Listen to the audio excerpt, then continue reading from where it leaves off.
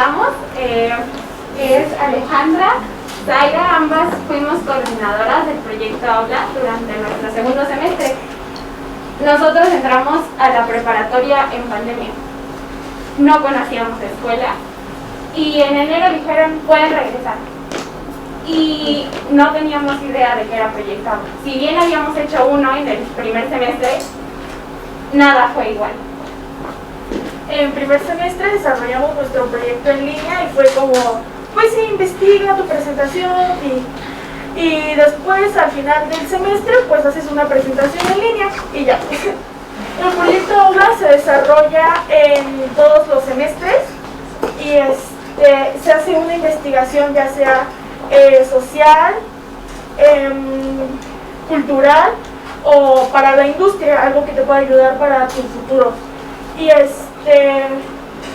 nosotros en segundo semestre desarrollamos el proyecto Aula de la comprensión lectora y las neurociencias. ¿Por qué desarrollamos este proyecto? Quisimos hacer esto porque nos pareció sumamente importante. ¿Cómo íbamos a aprender si no sabíamos leer lo que nos decían? No podíamos interpretarlo, no podíamos hacer lo propio. El primer equipo desarrolló el concepto de las neurociencias, todo lo relacionado a las neurociencias. El equipo 2 se enfocó en la comprensión lectora, en qué era y por qué era necesario.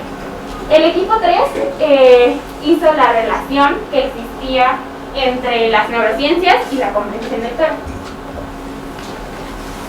El equipo 4 nos reveló qué aspectos influían en esta comprensión lectora, qué necesitábamos para tener una buena comprensión lectora.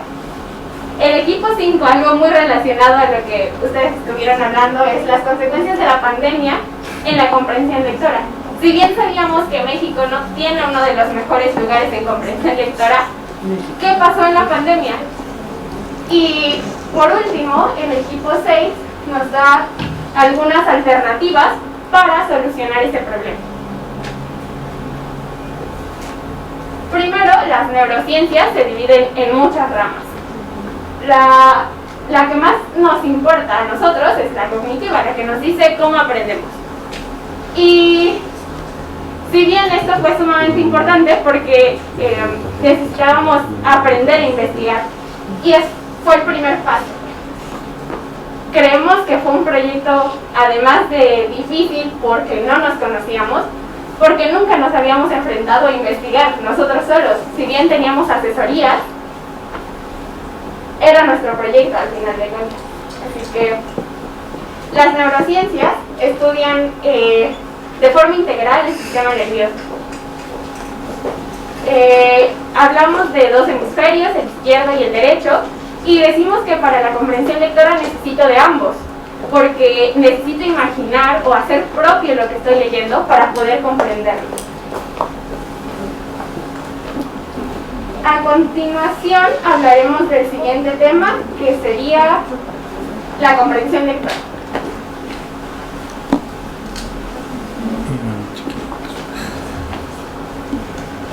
¿Podría cambiar las diapositivas? Gracias.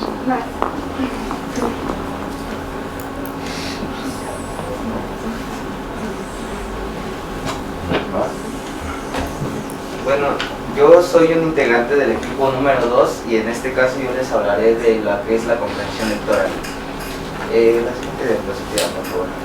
Yo les hablaré de 5 puntos, pero antes de entrar en esos 5 puntos necesito darles un contexto. Y bueno, la comprensión lectora es la capacidad de entender y comprender el texto que nosotros estamos leyendo. En esta podemos comprender el texto escrito en su totalidad o solo puntos claves que nos van a ayudar a tener un mejor contexto del texto que estamos leyendo. En esta comprensión lectora hay una interacción tanto del pensamiento como el lenguaje y necesitamos reconocer letras, palabras y frases para poder entender el texto. En el primer punto les hablaré de la clasificación en tipos. Se clasifican en 3 partes. En la primera parte es la literal, el acceso léxico y el análisis. En la segunda clasificación es la interpretativa. Sí, porque no escuché nada.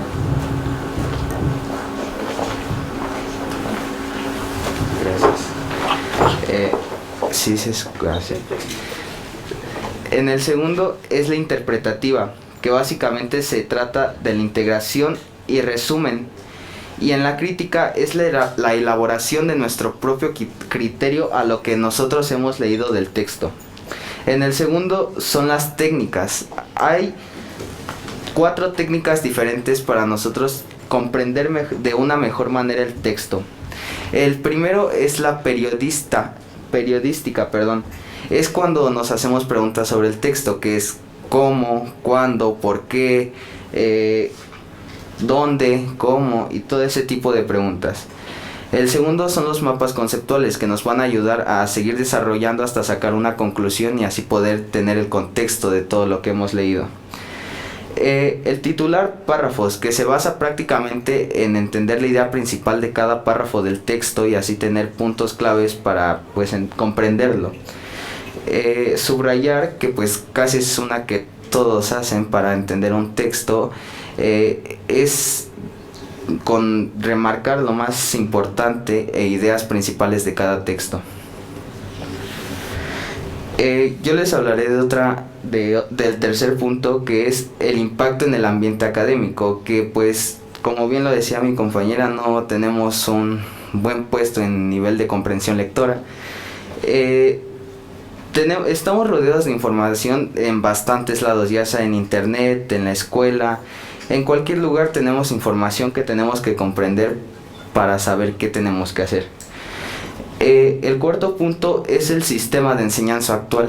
Antes los profesores nos ponían textos enormes a los que no les dábamos tanto interés por lo mismo de que eran muchas palabras y no les queríamos encontrar el sentido. Ahora los profesores pues nos ponen palabras más comprendibles, textos más cortos y más interesantes para llamar nuestra atención y así tener ganas de hacerlo. El quinto son las estrategias para mejorar el sistema.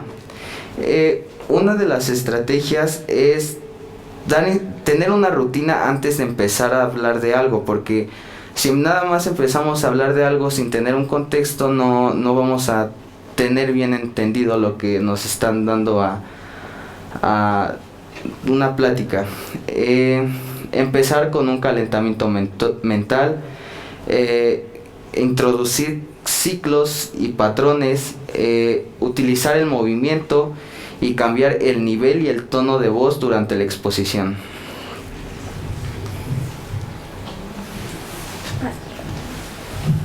A continuación, el equipo 3.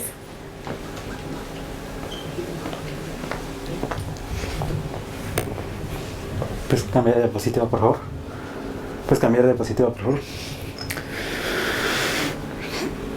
¿Cómo las neurociencias se relacionan con lo que leemos? Cuando nosotros leemos, una de las primeras cosas, si no es que la principal, es crear una imagen en nuestro cerebro. Supongamos que ustedes están leyendo un cuento en donde hay una princesa encima de un castillo y hay un caballero. Ustedes, probablemente algunos de ustedes habrán imaginado esa escena. Incluso yo lo hice mientras estoy exponiendo esto. Esa es una de las principales cosas por las que nuestro cerebro pasa a leer, además de intensificar nuestros sentidos mientras leemos, ya sea como las funciones motoras, tacto, auditivas, etc. ¿Puedes cambiar de diapositiva? ¿Qué áreas del cerebro se relacionan con la lectura? Entre estas está el hemisferio izquierdo y el hemisferio derecho. Por ejemplo, el lóbulo temporal, que es una parte que nosotros tenemos por esta parte enfrente del cerebro que se define, que conforman ambos hemisferios, izquierdo y derecho. También por alguna razón el 98% de las personas diestras y el 70% zurdas generalmente suelen tener un lenguaje más lateralizado.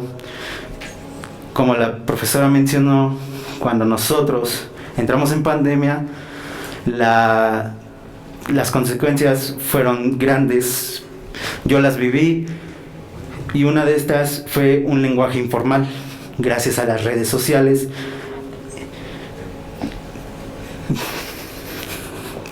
Gracias.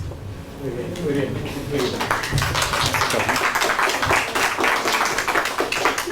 Ahora pasamos al equipo 4. Videojuegos en la comprensión lectora y las neurociencias.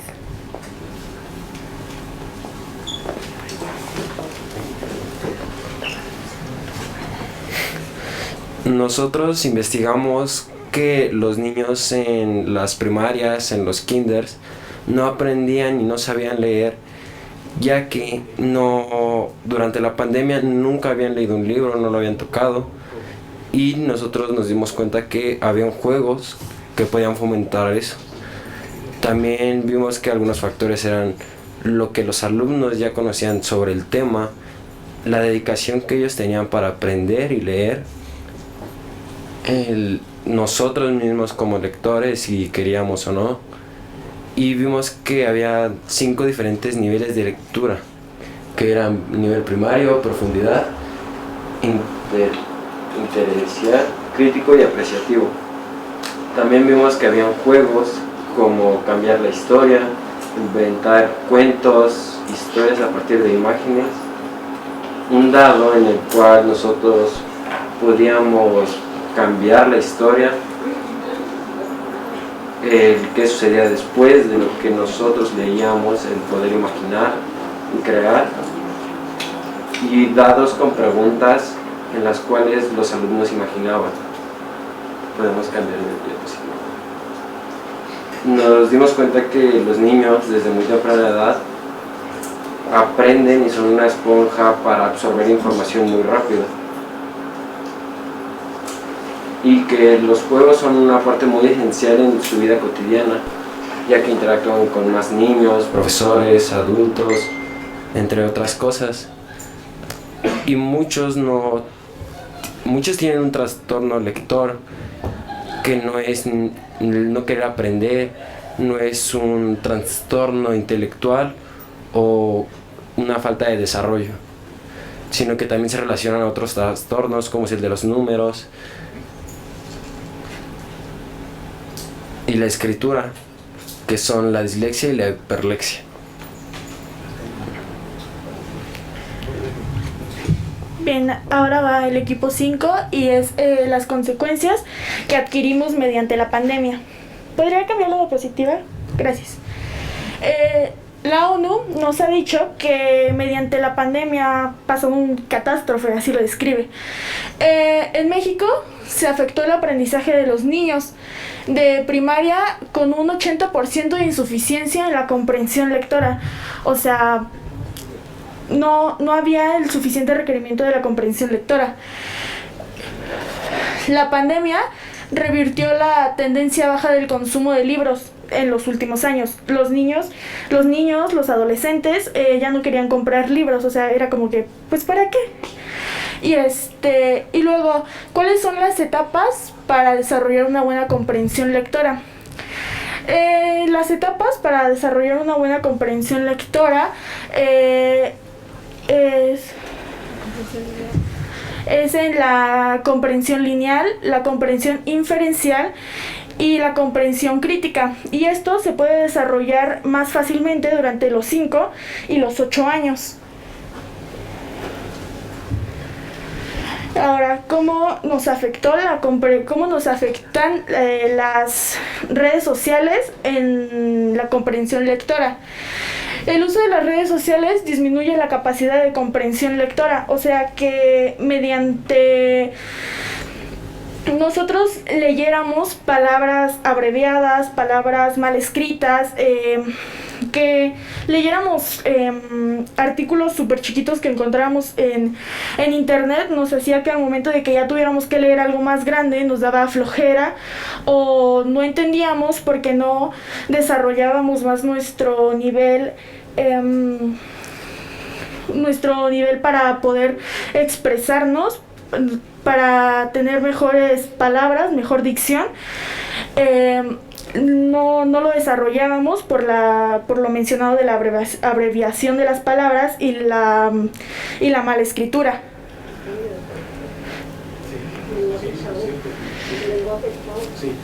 Y ahora los niveles en el proceso de la comprensión lectora.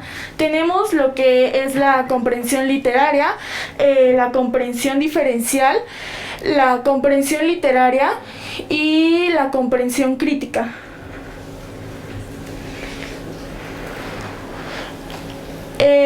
Pues los explicaríamos, pero nos dieron 10 minutos y en 10 minutos no puedo explicar esto.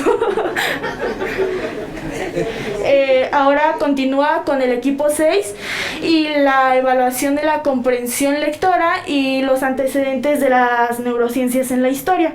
O sea, cómo influye la historia en las neurociencias.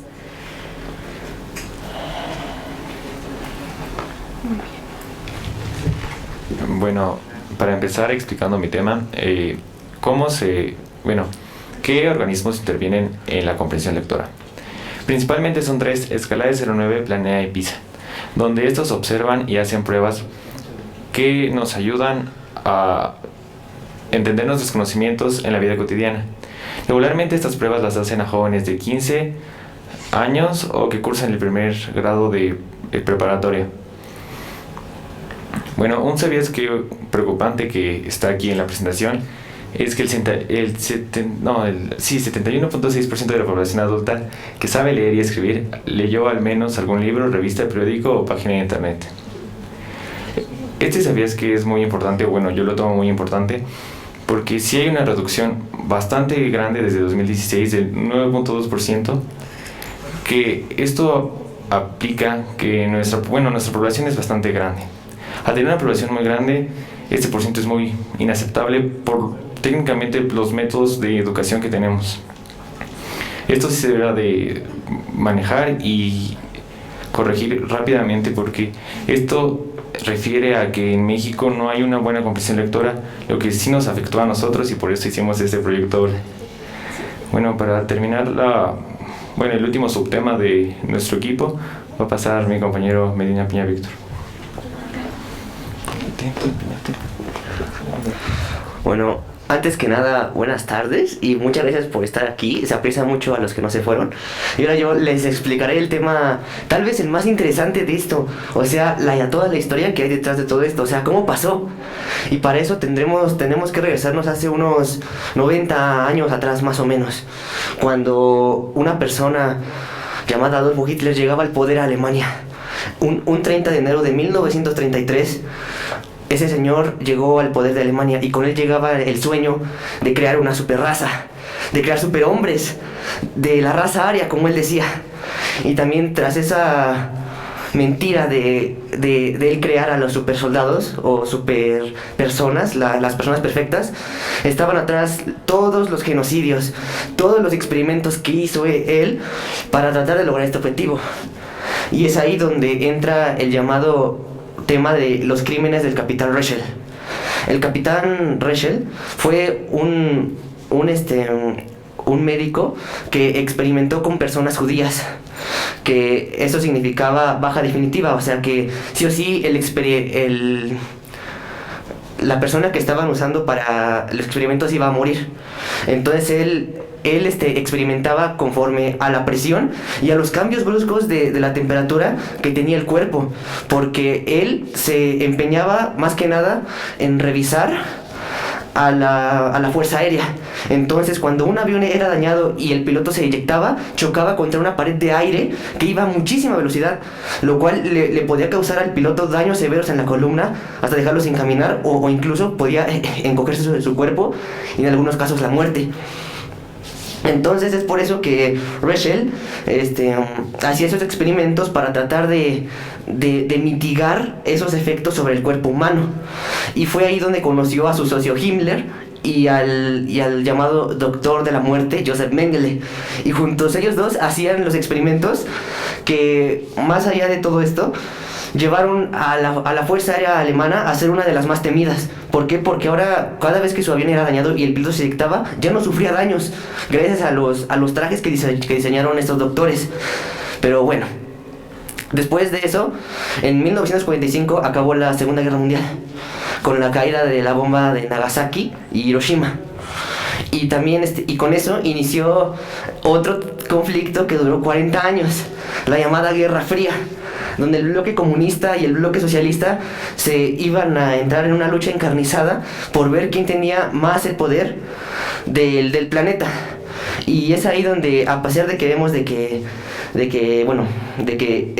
esta guerra reveló los terribles problemas mentales que tenían los soldados de Estados Unidos, ya que al regresar de la guerra los soldados tenían traumas posguerra, tenían alucinaciones, ya no podían dormir, estaban todo el tiempo alerta, a unos se volvían esquizofrénicos. Entonces fue aquí donde entraron las neurociencias, y fue de ahí donde, con la ayuda de las neurociencias, se empezaron a hacer ¿cómo lo digo? Se empezaron a hacer los estudios contingentes para poder tratar de mejorar estas situaciones que tenían los soldados, para darles una mejor calidad de vida.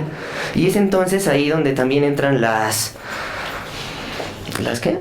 comprensión lectora, porque aquí fue donde la comprensión lectora alcanzó también su mayor apogeo, porque también otra cosa de la Guerra Fría era que, aparte de lo militar, también se enfocaban en ver qué país era más inteligente, en ver qué país era mejor uno del otro. Entonces fue ahí donde, por ayuda de la propaganda, ya sea comunista o socialista, los estados o el país en sí le decía a la sociedad: estudia para superar al enemigo. Y es ahí donde la gente decía: sí, yo me siento patriótico y tengo que estudiar. Y fue ahí donde la comprensión lectora se empezó a alzar y alzar y alzar y alzar. Y también en las neurociencias fue muy bueno, porque los doctores le decían a los soldados con traumas: mira, lee un libro, esto te va a relajar. Y hay estudios ciertos que dicen que los soldados sí se sentían mejor después de haber leído un libro. Y fue ahí cuando la comprensión lectora empezó a tomar mucha más fuerza y también mucha más credibilidad ante todos los gobiernos. Y a pesar de que la guerra se ve como algo feo, que deja miles de bajas humanas, donde mucha gente muere, donde hay daños económicos y todo eso, la guerra también deja cosas buenas. Porque también, por ejemplo, tuvimos a la penicilina. La penicilina salió de una guerra. El internet salió de una guerra. La comida enlatada salió de una guerra. O sea, muchas cosas que utilizamos hoy en día salieron gracias a los conflictos armados. Porque a pesar de que son muy malos y de que causan muchas bajas humanas, nos permiten progresar. Porque, como bien dicen, que de todo lo malo viene algo bueno. Y entonces fue ahí donde ya después de que la Unión Soviética cayó en el 91, pues ya Estados Unidos se coronó como el dominante del mundo, y él le siguió impartiendo, ya no con la misma exactitud, la misma información a su persona. Pero bueno, ya no puedo explicarnos porque ya no hay tiempo. Pero gracias a este tema pude yo llegar a una filosofía que quise compartir con ustedes desde hace como 4 meses que hicimos esto en la escuela. Y es que, bueno, si me permiten decirla, la voy a decir. Según para mí, la guerra es guerra fría para los que la hacen, guerra caliente para los que la sufren, coexistencia pacífica para quienes fabrican las armas y coexistencia sangrienta para quienes son obligados a comprarlas y usarlas. Y ustedes se preguntarán: oye, Víctor, ¿pero acaso esto siempre ha sido así para todo?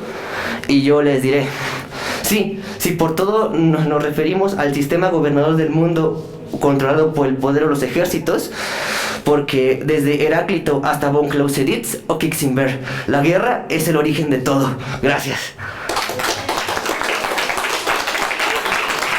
Gracias, chicos, en torno mío. Muchas gracias por escuchar a los jóvenes del Politécnico Nacional. Son chicos que apenas concluyeron su segundo semestre y son chicos del área de ingeniería. Entonces, en el proyecto Aula se enfatiza el diálogo de las unidades de aprendizaje humanísticas, básicas y tecnológicos hacia la solución de un problema o atender una oportunidad. La educación bivalente del Politécnico tiene un gran compromiso social, tiene corresponsabilidad social, y en ese orden de ideas muchos celebramos esta vinculación con la Universidad Pedagógica Nacional. Seguramente las líneas de investigación entre el proyecto Aula con la visión pedagógica de esta prestigiada universidad que lidera el proyecto a nivel nacional es la Universidad Pedagógica Nacional, encontrará un carácter resiliente, un aliado estratégico en el Politécnico Nacional, que es la casa de estudios que lidera la enseñanza de la ciencia y la tecnología. Mucho agradezco al maestro Luis Manuel por impulsar este taller. Aprendemos de la palabra y de la imagen. El cerebro funciona así. Y que desde nuestros textos plasmemos cómo percibimos nuestra realidad institucional en cada uno de nuestros entornos, y con imágenes que son verdaderos poemas descriptivos como los que nos compartió Pili y que se volvieron íconos de toda esta colección. Parece que el tiempo se detuvo, pero aquí está el carácter resiliente de los jóvenes estudiantes, y pareciera, estimada doctora, que estos chicos dieron respuesta a las interrogantes que se presentaron durante esa exposición. Pensábamos qué ocurría con los jóvenes, qué pensaban los jóvenes. Ya los escuchamos de viva voz, como bien lo ha instruido mi maestro Luis Manuel, que se acuda a las fuentes primarias, y como Nelly del Pilar enfatiza la investigación acción participativa. Politécnicas y politécnicos, vamos a devolver el favor. Pedagógica, pedagógica, gloria. Vamos, 1, 2, 3, ¡Huelum! ¡Huelum! Gloria, a la cachi cachi porra, a la cachi cachi porra, pim pom porra, pim pom porra, pedagógica, pedagógica, gloria.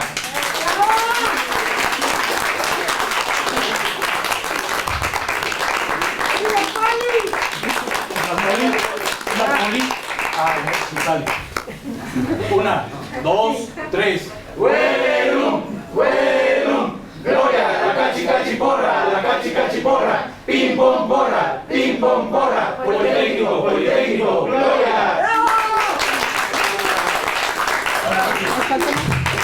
Por último, solo comentarles que este es un proyecto interdisciplinario en el que participaron todas nuestras unidades de aprendizaje, y nuestro resultado, nuestro producto fue esta página web en la que buscamos difundir la información que encontramos, así como agradecer a nuestros tutores que fueron de gran ayuda para la realización de este proyecto. También está nuestro trabajo escrito, que es toda la investigación, y es todo de nuestra parte. Muchas gracias. Gracias, maestro. Enrique, Guillén, gracias. Gracias por la visita. Muchas gracias. Gracias por la invitación. Bueno, pues con esta participación cerramos este conversatorio. Agradezco mucho la participación de todos y cada uno de los maestros que estuvieron aquí compartiendo pues estas experiencias, y a todos ustedes por acompañarnos en esta segunda sesión de Seminario Crítico. Nos vemos el próximo miércoles, igual a las 4:30, aquí mismo. Gracias. Gracias, Yaraví. Gracias, Taya. Gracias. Gracias por apoyar el docente.